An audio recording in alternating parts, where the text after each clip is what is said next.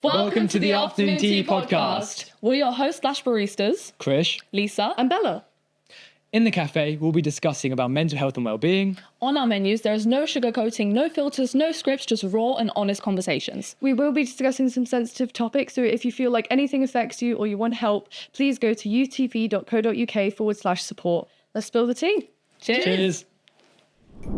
Welcome back to the Afternoon Tea Podcast. We are here on the 6th episode called Bridging the Divide. I'm one of your hosts, Lisa, and today I'm also joined with one of our other hosts. Hi, I'm Krish, and I'm drinking just a normal tea again. Boring. Today my drink of choice is squash again, because it's really good. Who's boring now? Move on. Anyway, so we have one of our hosts, but she is also going to be a guest today. Bella, how are you feeling today? I'm feeling good. It feels a bit weird being on this side of the couch. But you know what? You're cooking. Thank you. You're going to be interrogated. I know, it feels a bit that way. Also, I have biscuit tea. Biscuit tea? Biscuit tea. Have you never had it? What is that? Oh, it's so good. It's like sweetened tea. Oh. It's like a rich tea has been mixed in. Oh, it sounds amazing. It's delicious. I got to try that. Okay, so let's get back to the topic. Yes. So, Bella, tell us what you do. Tell us about your work with charities and work with your college. And yes. So, obviously, I am one of the hosts on this. So I've recently joined YouthTV as the Director of Education and the strategic lead for community engagement. I've done a lot of volunteering and charity work with various different charities, to be honest, over the years. I think I've been volunteering for about 12 years now. Wow. So that's a long time. And how old are you? I'm 19. Why? I did my first volunteering stint when I was 7, I believe. I've done a lot of work around knife crime, online safety, exploitation, both criminal and sexual. Any of those kinds of topics. Well-being, I do a lot of stuff on that. I also have recently started doing lived experience volunteering with Bedfordshire Police Education Diversion Team. Okay. So, supporting schools and communities of young people and helping the police to go in and educate. And one of the projects we're actually really looking forward to get started on is actually me coming in and talking to some of the cadets, teaching them how to treat young people, how young people work, how to build that relationship. Do a lot of work with my college. I support a lot of the stalls, and I often do little fundraising events when we have, some bigger events going on. I do a lot of work with my teachers about the work I do outside, helping them with personal development, PSHE, that kind of stuff. So, yeah, I don't know, I do a tiny bit of everything. Oh, yeah. Jack of all trades, essentially, here. Whoa. That's fair. How do you think that you got to this profession? What really inspired you to take it on? Well, such a ages work. Yes, well, the thing is, a lot of members of my family have been involved in the voluntary sector. Once again, various different charities that have constantly changed over the years. And so I think that having that kind of support there has almost led me to want to do this thing. And something that I've always been passionate about, even from a young age, is helping people. Yeah. Granted, the methods may have changed a little bit along the years as my own aspirations have changed, but I've always wanted to be able to help and support people. And it feels like the right way to do that. Wow. So was there an experience that you've had that really made you think, I need to do something about this, I want to make an impact? I think a lot of the experiences that I've had growing up with various different people and, things that have maybe happened to me or things that I know have happened to my friends, and just, generally growing up in this world necessarily, because I think that everybody has some sort of link to these kinds of topics that we discuss on the show. I think everyone has some kind of link to them, some kind of experience, whether it be personally or whether it be because they know someone, a family member, a friend. And I think, literally just being a young person in today's society, I want to do all that I can to help move things forward, I guess. Of course. I mean, they typically do say, obviously the younger generation is the future, obviously. Mm-hmm. And obviously at times there's a lot of decisions made by these adults that are about to retire, maybe, and obviously deciding something for our future. Mm-hmm. So it's good to see that you are taking that step now, knowing that we will be the future, making that big, hard decisions, hopefully for the better. Yes, yeah. I mean, I do think it is a little bit daunting sometimes. A lot of us think, oh gosh, we're the ones going to be running the world soon. But I think as a generation, I think we're starting to get the hang of it. I think a lot of us are beginning to breach into our 20s now. I know I'm certainly starting to feel very old.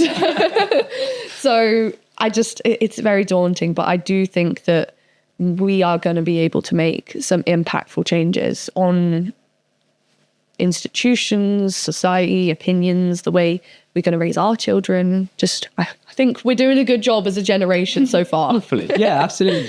What is your stance on sort of women and women's safety and police as well? Mm-hmm. I do think that it has come a long, long way. I hear a lot of storytelling from previous generations, from older family members, for example, and there was such a concerning lack of support. It's quite frightening, but I do think that we have made very big steps. I think, especially when it comes to sexual exploitation, I think the fact that we have an cumulative knowledge of it that keeps expanding is so amazing, because it means that everyone can get the support they need, and it means that we can start to recognize the patterns and begin to stop it in its tracks. And I think that's one of the reasons I do volunteering with it. I remember being younger, and the charity I was volunteering for, obviously it's quite rare to get someone young volunteering. So I was invited to a little conference, and I met Sammy Woodhouse. Have you ever heard of her? Yes. Yes. Yeah. And I heard her story, and I think that it made me go, this is such a big problem. I wanted to do something to help with that problem. So do you think this problem has been talked about enough? And if it hasn't or has, do you think there's enough steps to rectify this problem? I think we are definitely heading in the right direction, but we can always do better. Sure. I think, the police have become very aware of the problem. I think, parents are beginning to understand the signs. I think education systems are beginning to mention it. But I do still think that there's a lot of work we can do, especially when it comes to education and policing. I think the way in which we teach and treat young people is a really, really vital part of problem and solution. Sure. And yeah, I think there's been major improvements, but I think there's a lot we can do to improve. Tell me about communication in the sense that, for example, a lot of women experience harassment, sexual harassment, exploitation outside, and we spoke about it before, about how if they dress a certain way, they're asking for it, that awful phrase. So tell me about communication in the sense that people and women feel afraid to speak up about it, especially with the police, and how there's a divide between them. I think it's a scale between education and policing. I feel like those are the two key factors that are involved in it. And I think it begins with education, because I feel like even today, there's a massive lack of education surrounding the subject. And I think it's important for boys and girls to learn about that, because I remember, like, when I was in school personally, I actually had an argument with one of my teachers. I went to him because we were having, sexual education. Okay. And I went to him and I was like, I'll be happy to help you write up some PowerPoints, because you've missed out this, you haven't talked about this. And a lot of it was to do with, harassment and assault and all of those kinds of things, and particularly on the topic of rape. Okay. He defined rape to a class of 14-year-olds as when an older person, he defined coercive rape. He defined, what's the term for it? When an older person rapes someone who is underage. Oh. He defined that as the definition of just rape. Sure. But it's more than that, isn't it? Every single situation and scenario was all about the older person harming a younger person. And I went to him and I was like, look, that's the definition of one type, but you're failing to mention what harassment is. You're failing to mention what assault is. You're failing to mention how within even the same age bracket, within the same community, these kinds of problems arise. And I think that's always stuck with me, because if we had that kind of education there, you know, if we're sitting in the classroom and we're told that, you know, this could happen between us, this can happen at our age in a young community, then I think that would take a step forward into both girls understanding their safety and, you know, boys rectifying their behaviour. Obviously, it can happen the other way around. I think that is very, very important to highlight. I think that gets missed. Yeah. I think a lot of people think it's one certain way, but actually it can happen to anyone. It definitely can. You know. It definitely can. And I think that's what a lot of people fail to remember. And so even when I talk about, perhaps boys harming girls, as I say stereotypically, yes, granted, it is the majority of statistics, but we all know that a lot of boys are underreported because of the fear, because of the shame. And I just think that education in all aspects will help people both protect themselves and check their behavior. You know, if you've never been told something's wrong, you know. Of course. So going on to your example, essentially, obviously, is this a fact of people, not just us, but generations before us, are getting misinformed and being told something maybe quite wrong, and then obviously the person getting taught won't necessarily know it's wrong, because obviously their peers are telling them. They're going to bring that same information to their younger generation, etc. Is that's what's causing this effect of then constantly people being misinformed and not knowing what's right, and then causing that same problem to occur. I think it's almost similar to how generational trauma works. You know, if you've learned one thing and no one's ever corrected you, you're then going to pass it on thinking that is the truth. And I feel like us as a generation, it's now that we know, it's our responsibility to educate. And I don't agree with the blame game. I think that blaming people and saying, well, you taught us this, well, you didn't do this correctly, it doesn't bring us anywhere. No. We need to learn to teach each other and move forward as a society. It's okay saying, you were wrong, that's not your fault, you've never been told. Here's how we can move forward on it. We're all learning, And cause and effect. Exactly. And I think that it's very, very true when it comes to education. And there's a big phenomenon that's been going on for the past about 10 years or so, especially with the Me Too movement, where a lot of older women, or even just, not girls, women in general from different generations, have actually come forward about things that have happened to them 10, 20 years ago that they felt not quite right, but they didn't realize it was wrong, because we're not teaching people about it as much as we should, because at the end of the day, it might be horrible to discuss, but it does happen. And I think we need to talk about it. We need to talk about it. And it's those hard conversations you just need to have. And I think if you shy away too much from, no one's going to learn, and no one's going to know what to do. And I think it can be very consuming. Absolutely. And as we've said in a few episodes as well, it's that thing of, if you get cancelled, if you say the wrong thing, if you can't, it's your opinion. But that now, having that opinion at times is you can't have that. I feel it's quite Sometimes suffocating. It feels like releasing can almost strangle you. 100%. Especially if you say it within the wrong crowd. Yeah. So then I do have. So you mentioned obviously, let's say for example, you're out about Saturday, great, and you may get harassed, for example. Now, what I do like is to have that, ask for Angela or ask for an angel shot, and that that doesn't fall. And I love that, because it's something that if you don't know about it, it's just something that they will clock on and they will realize and help you. But I think we need something like that for, shops and just day to day, you go to a convenience shop or something, and if they're trained, they can have that safe space. Just to aid, if someone's following them or someone's harassing them for any gender, any race, anything, anyone.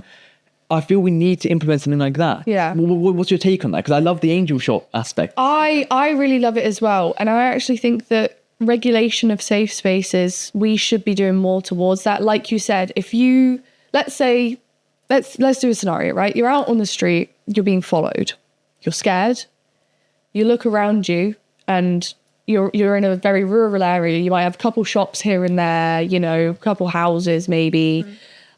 I think that we need to cultivate that safe space in more commercial areas, because I know that shops even haven't necessarily been safe spaces for me personally or for a lot of other girls. I've had experiences in which a place which I thought would be safe isn't. And I think if you are ever going to come into contact with young people, young boys or girls, you should have some sort of training, education, certification on making that safe space, because it's so important. And I think that as we grow up as a generation, I think that's something we're definitely going to start cultivating for the youth. Something I'd like to talk about is how you mentioned safe space, and that's what I love about this podcast. We're trying to create a safe space for everyone to be open. And I wanted to get both of your opinions on something. So we spoke about education quite a lot. And for example, in my previous schools, the sexual education and talks of rape and talks of harassment, they were done with 2 separate classrooms, one for boys and one for girls. What are your thoughts on that? And do you think that they should combine the two? I think it may be good to maybe having one time doing that, so the boys and girls by themselves can feel more like they're with people who may understand what that group is going through, maybe. But I do feel the next time the second lesson should be with everyone, so or swap it around, and they both learn both aspects of what each side's going through. Because I feel if you just separate both boys and girls, they're going to go know that aspect for boys, they're going to know that aspect for girls, and I feel then you're not going to know the other side and how they may take it or how they feel. But then you want that safe space of, because I'm with my friends, my lads, whatever, because I'm with my girls, at least you could be a bit more open. But then you need to have that hard truth of, okay, we're going to merge, we're going to do the opposite, and I need to know what they're going to go through or what they're feeling. So you think there should be more than one lesson? Yeah. I feel it's just so they can get both sides of the story. I completely agree. I think that all aspects of the education should be brought in together. And I have met men who are very much over the age of 18, who are very much a functioning person within society, who don't even know about women's struggles, or they don't even know about things like anatomy, right? We all have a body. Let's not be awkward about it, all right? And I just think that it's so crucial for us to understand each other's experiences, because it's the same thing I said before. We can't integrate and move forward together as a society if we're 2 opposing factors. I think all education should be done together, but I do agree, there is a certain atmosphere that is cultivated when you're with, your own gender, particularly while you're growing up, you're developing, you're experiencing puberty, all of these new things. So I do think there should be perhaps gendered support groups in that, creating that kind of safe space. But I think in terms of education, I believe that should happen all together, integratedly. There's something I wanted to also talk about. It's how, so you mentioned having experiences, and if you're comfortable with it, do you mind telling us one of them and how sort of it was dealt with? In what terms? Are we talking in education? In all aspects. So, for example, was there a situation where you reported it to the police, but they didn't handle it well? And do you know anybody with an experience? Obviously, don't share their name, but you know what I mean? Yeah. I think that the police have come a really, really long way. I think they've come a really long way in understanding and treating these kinds of matters, but I do still think there is work to do. I had an experience, and when you have an experience that involves essentially violence against women and girls, you get something called a serenity worker, or for children at least. And what they do is they work with you, about the case. They work with you about, how to build strong relationships, about, how to ease that blame off yourself. And I was told 2 weeks after the incident by my worker, first ever time I'd met, was, well, you can't become a victim forever. And that is something that has stuck with me, because obviously it's good to be able to grow, and it's good to be able to find strength in bad things that have happened to you. But there's also a certain, it needs to be treated with a delicate nature, because it's something that obviously it's so mentally scarring for some people, and it's so difficult that we need to be careful in the way that we treat these kinds of matters. And I think that the way the police work, I understand that they have a job to do, and obviously I have a great amount of respect for the things that they see and deal with on a daily basis. But I do think that there should be more sensitivity training, I guess. Sure. Yeah.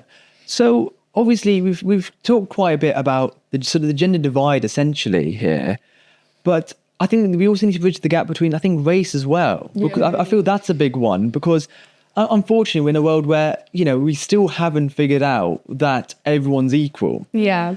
And unfortunately, you can't do much about these things. Yeah. And I feel, I've definitely experienced it where, because I am Asian, I've been treated because of my skin color quite differently, either in the educational system or by society themselves. And it's something that obviously is quite demotivating, but then you think, what do you want me to do about it? Either your mindset has to change, right? Or I just have to be, shying away. And that's not the right. So what do you think your take on that is, at least? I definitely think that there's so many issues. That's the thing. There's so many issues when it comes to racial divides. And I know that growing up in my school, in my community, with my friends and stuff, I'm white. I mean, I think we can tell that, right? I am British, and I've had friends who are black. I've had friends who are Asian. I've had friends who from all over the world. And I have definitely seen firsthand the impact that has. I think we mentioned in a previous episode about the fact that we still teach mice and men in schools. Right. Things like that. There's so far to come. In fact, myself and my friends, we actually petitioned once to the head of our school because our classrooms are named after famous people in that subject. So all of the English classrooms, they're named after, a famous poet or an author. Yeah. So on. Dickens room. So forth. And we petitioned for them to change a few names. We were like, look, it's a little plastic thing that's with screws. Can you take it off and change the name? Because these people are infamous slave owners and traders. Oh, sorry, we can't do that. Why? There's I don't know why. And I think, when it comes to, I think there's a key difference between education and policing. And I think within education, there definitely still is expectations. I don't know if you've ever heard of, I believe it was Mary Fuller's study. So she did a longitudinal study in London, and it was about a group of young black women. And they were labeled as loud and brash and sassy. We've all heard the stereotypes. The teachers labeled them as that.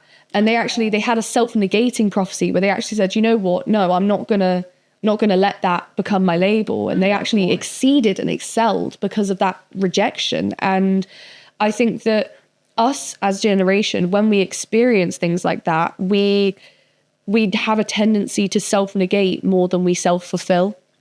I think we have a certain confidence about us, and because we're so socially aware of things like racial divide, gender divide, we're able to reject those kinds of things and move past it and move beyond it. And especially in terms of policing as well. I mean, we've all seen stop and search statistics, particularly when it's facing against black women versus white women. And I know there's been a lot of discourse lately over that poor woman who was killed by ICE in America. Yes. Oh, yeah. Yes. Yeah. And I think she was a white woman, and I think that's brought up a lot of conversations as well. And Renee Good. I'm so sorry. I said Renee Rapp.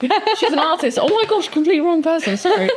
Renee Good. Got it. Yeah. Yeah. But I just think that it's so important that we begin to recognize them, because recognizing them is the first step to solving the problem.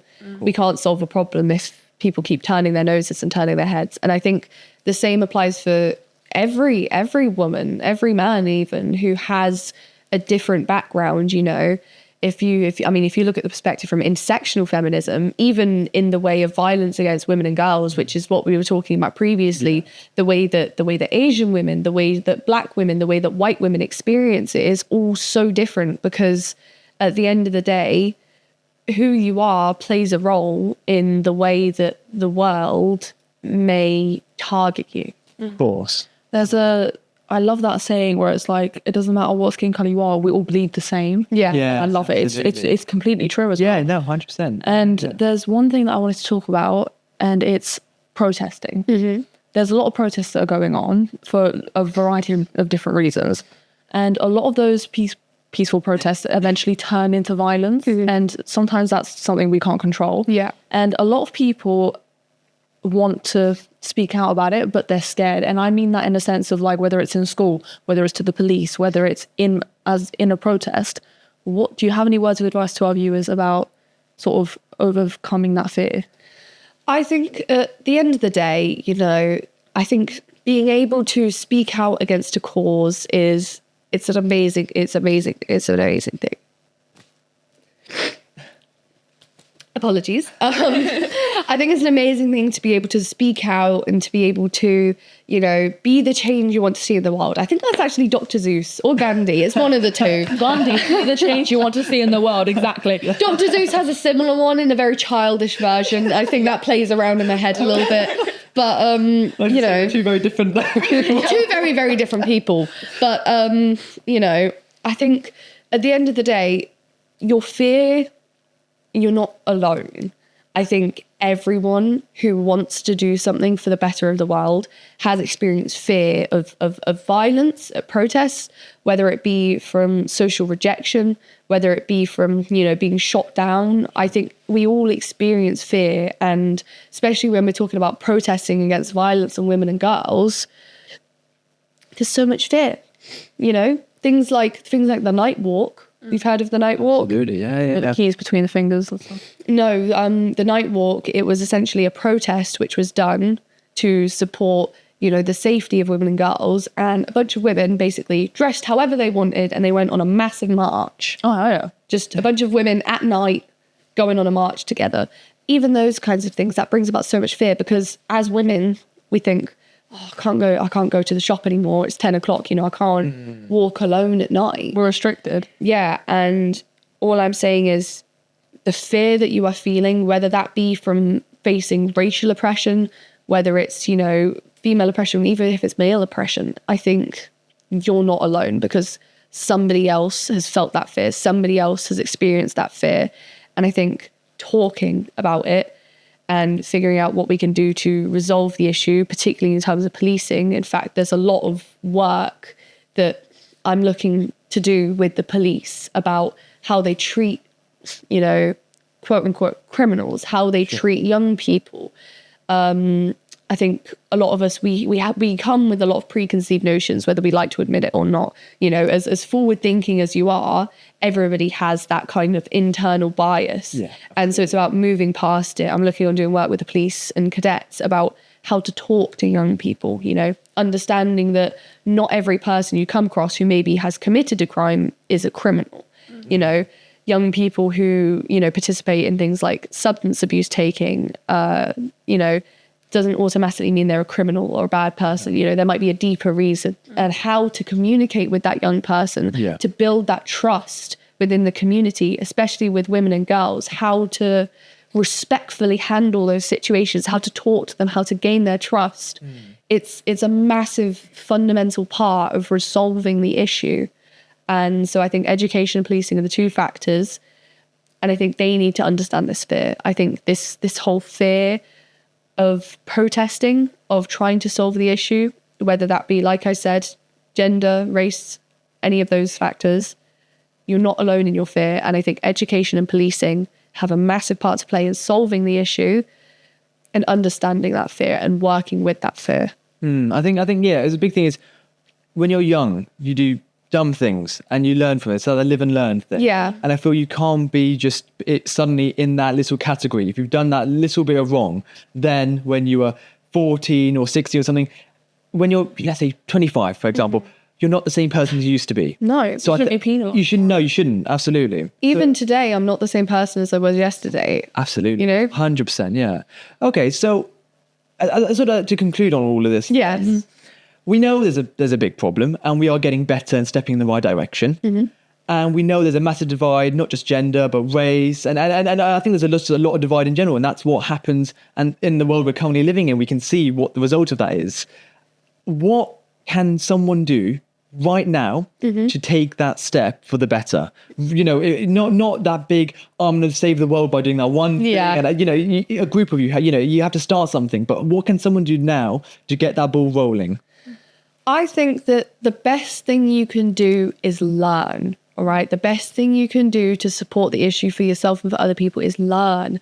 You have to understand and learn that all of your experiences are different, whether it be as a woman, whether it be as a white person, whether it be as a black person, whether it be as a man. All of our experiences are different, and understanding how another person's experiences can impact them and you is the most important step. And treating other people with the knowledge and understanding that they experience the world differently. We all experience the world differently. I think that's the fundamental part of being able to move forward past all of these issues. I love that. I think that's a good note to end on. I think so. I think it's, well, I mean, I've learned a lot. Just saying, I've learned half an hour. So, if we've learned already, hopefully the viewers have learned, and hopefully everyone's going to continue. Yeah, I think we should end it off with the little cheers. Great, okay. With our squash and chai lattes and whatever we have. Right. Cheers, guys. Cheers. And cheers Bye. to you. So thank you for tuning into this episode, and we will see you in the next episode. Bye, guys. Thank you for tuning in. Gosh, we spilled the tea, haven't we? I need to go refill my cup. Before you go, if you like what we're doing and you want to support us, please have a chat with us at Afternoon tea at YouthTV.co.uk. Stick the Kettle On, and we'll catch you in a bit. See ya.